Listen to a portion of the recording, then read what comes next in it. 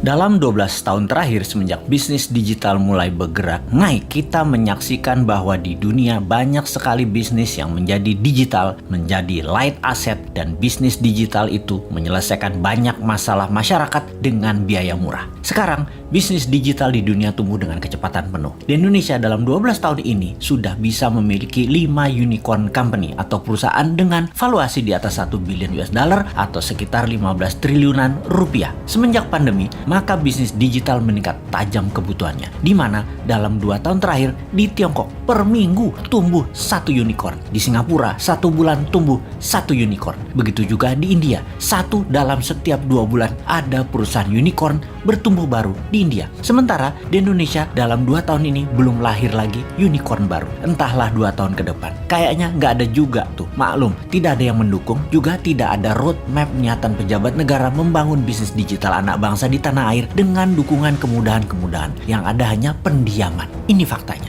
Kalau dilihat dari sisi bisnis, bagaimana kita melihat hal ini? Apakah orang Indonesia itu tidak kreatif yang bisa membuat masalah besar diselesaikan dengan teknologi digital? Atau regulasi pemerintah yang memang terlalu fokus di politik dan terlalu memikirkan pencitraan sehingga lupa mengangkat sendi bernegara lainnya seperti ekonomi, budaya, sosial, pertahanan, dan keamanan? Terlalu politik, sangat politik, serta politik adalah segalanya yang harus didulukan. Sungguh, unicorn ini berciri satu hal, semakin besar problem yang di-solve, semakin besar masalah yang terselesaikan. Maka semakin cepat perusahaan digital itu bertumbuh serta dibutuhkan karena memang menyelesaikan masalah-masalah besar tadi.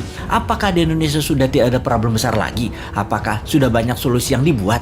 Atau malah kebijakan mengebiri banyak gerakan kreatif masyarakat? Contoh, data di lapangan ada puluhan ribu pendaftar minta sertifikasi BPOM yang sudah tahunan gak keluar.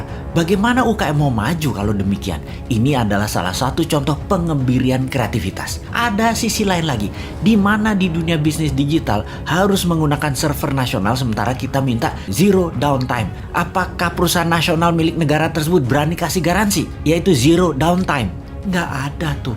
Bahaya dalam bisnis digital misalnya kalau mau transfer duit, tahu-tahu ngedrop. Namun server dan sarana internetnya nggak berani kasih jaminan atau ganti rugi.